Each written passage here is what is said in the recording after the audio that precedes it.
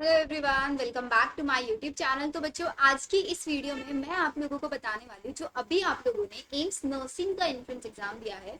It can be और 8 जून में आपका एग्जाम है, 9 जून में एग्जाम हुआ है। सबसे पहली चीज तो आप लोगों को मैं बोलूंगी कि हर एक बच्चा, मैंने एक वीडियो डाली थी जिसके अंदर मैंने आपको स्कोर वाइज आपको एम्स बताया था कि अगर आपको पर्टिकुलरली कोई भी एम्स चाहिए तो उसके लिए आप लोगों को कितना मिनिमम स्कोर चाहिएगा। सो आई जस्ट वांट कि आप लोग एटलीस्ट एक बार उस वीडियो को जाके देखें। लेट्स हैव अ क्लैरिटी कि आपको हाँ इतने स्कोर पे ये पर्टिकुलर एम्स मिल जाएगा। क्या आपके जितना आपका स्कोर बन रहा है उस पर कोई ना कोई एम्स मिल सकता है या कोई भी एम्स आपको नहीं मिलेगा। अगर इफ यू आर श्योर कि आपको इतने पर्टिकुलर स्कोर पे कोई ना कोई एम्स मिल रहा है, देन मैं आपको बोलूंगी कि ये वीडियो आप लोगों के लिए बेनिफिशियल होने वाला है। इस वीडियो में क्या होगा, इस वीडियो में मैं आप लोगों को पूरी काउंसलिंग प्रोसीजर समझाने वाली हूँ। बिकॉज आप लोगों का जैसे ही रिजल्ट अनाउंस होगा, रिजल्ट अनाउंस होने के बाद फर्स्ट स्टेप रहता है काउंसलिंग। तो तब बच्चे बहुत ज्यादा पैनिक कर जाते हैं, बहुत सारी मिस्टेक्स ऐसी कर लेते हैं जिसकी वजह से उनका पूरा काउंसलिंग रिजेक्ट हो जाता है। सो काउंसलिंग में आप लोगों को ये चीजों का बहुत ध्यान रखना है। दीज आर सम डॉक्यूमेंट जो कि आप लोगों के पास फॉर श्योर होने ही होने चाहिए। तो सबसे पहले आई टेल यू कि आप लोगों को काउंसलिंग के टाइम पे किन किन चीजों का स्पेशली ध्यान रखना है। देखो, सबसे पहले जब भी आपका काउंसलिंग प्रोसीजर स्टार्ट होगा तो क्या होता है, अब बच्चों को वेट है कि मैम हमें रिजल्ट के बारे में भी इतना क्लियर आइडिया नहीं है कि रिजल्ट हमारा कैसे अनाउंस होता है। तो मैं आपको बता देती हूँ कि आप लोगों का जब भी रिजल्ट आता है तो रिजल्ट में कभी भी जैसे नीट में आता है ना, हर एक बच्चे का स्कोर निकल के आता है, ऐसे नहीं आता। रिजल्ट सबसे पहले आता है आपका मेरिट लिस्ट की फॉर्म में। एक मेरिट लिस्ट बन के आएगी जिस मेरिट लिस्ट में 8 से 8.5 मतलब 8 से 8.5 हजार के आसपास बच्चों का नाम होगा। अब इस लिस्ट से आप लोगों को ये पता चलेगा, आप लोगों को क्या करना है, उस लिस्ट में अपना रोल नंबर देखना है कि आप लोगों का क्या उस लिस्ट में नाम आया है। आप लोगों का एज वेल एज वहां पे स्कोर भी मेंशन होगा कि रैंक 1 किसकी आई है, आपकी पर्टिकुलर रैंक कितनी है। तो आपको आपकी रैंक का आइडिया मिल गया। तो उस लिस्ट में ये नहीं है कि उस लिस्ट में आपका नाम आ गया तो आपको एम्स मिल जाएगा, ऐसा नहीं है। वो पहली मेरिट लिस्ट बन के आई है, वो पहली मेरिट लिस्ट बन के आई। इट मींस अगर आपका मेरिट लिस्ट में नाम है then you are eligible for the counselling procedure.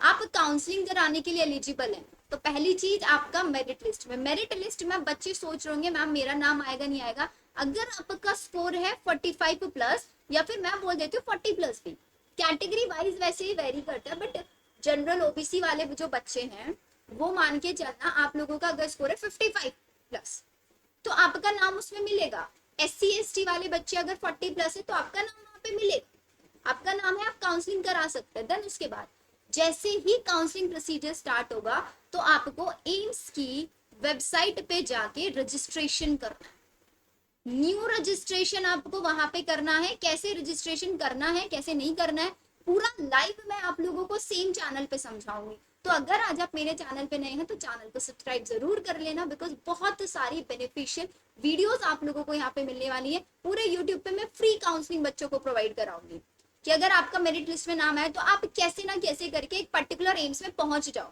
क्योंकि सबसे पहले आप लोगों के लिए सक्सेस क्या है कि आप लोगों का मेरिट लिस्ट में नाम आया। सेकेंड सक्सेस तक आप लोगों को पहुंचाने के लिए मैं हेल्प करूँ। तो आपको रजिस्ट्रेशन करना है। एंड बहुत सारे बच्चों का ये भी डाउट था क्या काउंसलिंग में कोई फीस लगती है। तो काउंसलिंग में कोई फीस नहीं लगती। कौन से राउंड के लिए, राउंड 1 के लिए एज वेल एज राउंड 2 के लिए कोई फीस नहीं होगी। राउंड 2 के बाद हमारा होता है एक ओपन राउंड। ओपन राउंड में आप लोगों का सिक्योरिटी फीस लिया जाता है 25 के। ये भी मैं सारी चीज समझाऊंगी 25 के आपको कब देना होता है। मेरिट लिस्ट में नाम आया, रजिस्ट्रेशन किया, चॉइस फिलिंग आप लोगों ने कर दिया वहां पे कि आपको क्या क्या रेंज रखना है, कहाँ पे फर्स्ट पे कौन सा रखना है, सब आप लोगों को मैं समझाऊंगी कि राउंड 1 में आप लोग ऐसे ऐसे चॉइस फिलिंग करो। मान के चलता है राउंड 1 में आपको सीट अलॉट हो गया, आपको लेकिन वो एम्स नहीं चाहिए, आपको कोई और एम्स चाहिए, तो आप वहां से अपग्रेड भी करा सकते हो अपना। आप राउंड 2 में चले जाओ, अपग्रेड करा लो। अपग्रेड कराने में आपको आपका मनचाहा एम्स मिल गया, एडमिशन ले लो, सारे डॉक्यूमेंट्स सबमिट कर दो, रिपोर्टिंग। देखो, एम्स मिलने में और डॉक्यूमेंट्स ले जा के सबमिट करने में ज्यादा टाइम नहीं मिलता, 2 दिन मिलता है मैक्स। उस 2 दिन में आपको अपना ट्रैवलिंग भी प्लान करना है, डॉक्यूमेंट्स भी इधर उधर से उठाने, सब कुछ करना होता है। तो इसलिए मैं बोलूंगी अभी यू हैव सफिशिएंट टाइम, अभी अपने सारे ओरिजिनल डॉक्यूमेंट्स, अपना गैप सर्टिफिकेट हो गया, आप लोगों की ओरिजिनल आईडी प्रूफ्स हो गए, आप लोगों की मार्कशीट 10th 12th की सब बनवा के रख लो अच्छे से। आपका कैटेगरी सर्टिफिकेट सबसे ज्यादा इंपॉर्टेंट है, ये करा के रखना है, ठीक है। राउंड 1 से राउंड 2 में गए, अब राउंड 2 में आपको सीट मिला, आप उससे भी खुश नहीं हो, आप ओपन राउंड में जाओ, लेकिन वहां पे आपको 25,000 देना पड़ेगा।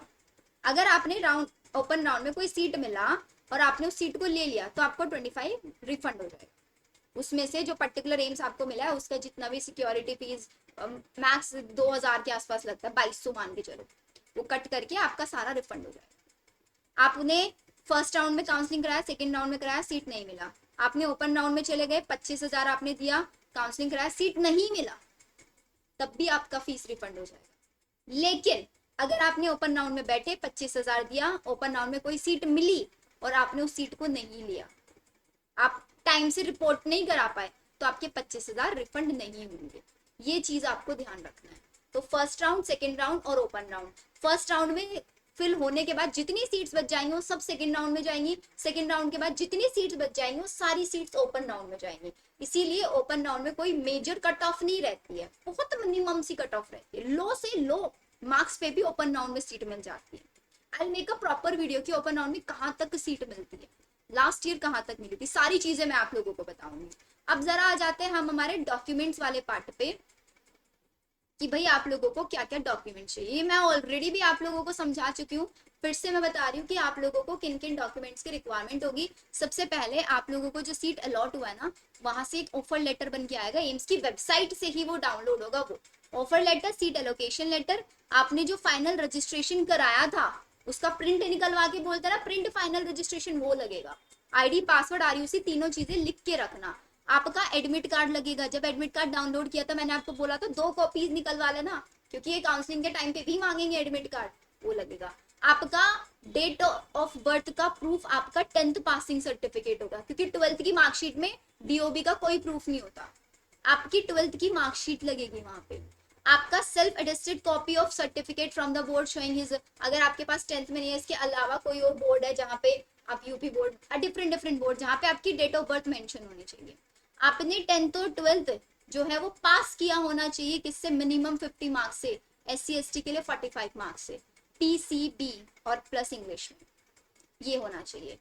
इसके बाद आप लोगों, अगर आप SC ST OBC EWS candidate है तो आपके पास एक प्रॉपर सर्टिफिकेट होना चाहिए, और ये एग्जैक्टली लिख के देता है, वो सेंट्रल गवर्नमेंट के थ्रू होना चाहिए। सेंट्रल गवर्नमेंट कॉलेज इंस्टीट्यूट में एडमिशन लेना है तो सेंट्रल गवर्नमेंट के थ्रू बना आपका होना चाहिए। इसके लिए एक प्रॉपर डेट्स है कि भाई अगर आपका OBC सर्टिफिकेट है तो वो 9 जून 2023 से लेके 8 जून 2000 डेट जा चुकी है। मैंने इसीलिए बहुत पहले, 1 महीना पहले भी वीडियो दिया था। अगर इस पर्टिकुलर डेट का आपका सर्टिफिकेट बना हुआ है सेंट्रल वाला, तो आप OBC वाली कट ऑफ लेके चलना। लेकिन अगर इस डेट का सर्टिफिकेट नहीं है तो आपकी काउंसलिंग एज अ जनरल होगी। दिस इज इम्पॉर्टेंट, ये ध्यान रखना। जो हमारे पैरामेडिकल वाले बच्चे हैं, just have a look here, paramedical वाले बच्चों का जो डेट है वो 23 जून से लेके 22 जून 2024। तो जितने पैरामेडिकल वाले बच्चे हैं, अगर अभी तक भी OBC सर्टिफिकेट नहीं बनवाया तो अब बनवा लो। ध्यान रखनी है ये चीज बहुत ज्यादा। EWS के लिए भी सेम है, 1 जून से लेके 8 जून के बीच का बना होना चाहिए। ये नहीं है, मतलब 1 अप्रैल 2024 से लेके 8 जून 2024 तक। पैरामेडिकल का 1 अप्रैल से लेके 22 जून 2024 तक, दोनों डेट्स में इंक्लूड, एक 1 अप्रैल डेट हो गया, 22 जून हो गया, वो भी कंसीडर हो। ये एक सर्टिफिकेट अगर आपके पास है EWS का तो आप EWS वाली कट ऑफ के अकॉर्डिंग आपको सीट मिलेगा, और अगर नहीं है तो आपको एज अ जनरल कंसीडर किया जाएगा। सेम SC ST अगर सर्टिफिकेट नहीं है तो आपको SC ST का कोई बेनिफिट नहीं मिलेगा, आप लोगों को एज अ जनरल काउंसलिंग करानी होगी। आपको एम्स मना नहीं करेगा कि आप सीट मत लो, बस आपको कैटेगरी का बेनिफिट नहीं मिलेगा। ये वाली चीज आपको ध्यान रखनी है। So this is very important बच्चों। मैं आप लोगों को फिर से बोलूंगी कि इन चीजों का ध्यान रखना, बहुत अच्छे से ज्यादा वीडियो को शेयर करना, ताकि वो बच्चे जिनको नहीं पता इन सब इन्फॉर्मेशन के बारे में, वो अभी से अपने डॉक्यूमेंट्स प्रिपेयर कराना शुरू कर ले। और डॉक्यूमेंट्स के अंदर एरर नहीं होना चाहिए। आपका जो भी गवर्नमेंट आईडी प्रूफ है, आधार कार्ड है, कुछ भी है, उसकी जो डिटेलिंग है, आपकी दोनों मार्कशीट 12th 10th और 12th सेम होना चाहिए।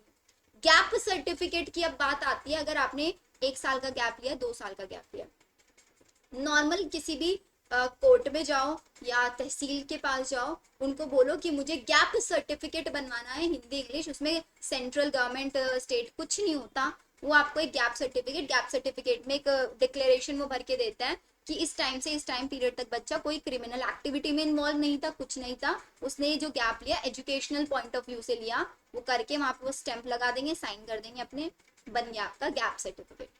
बनवा लो अभी से, गैप सर्टिफिकेट के लिए कोई डेट नहीं है।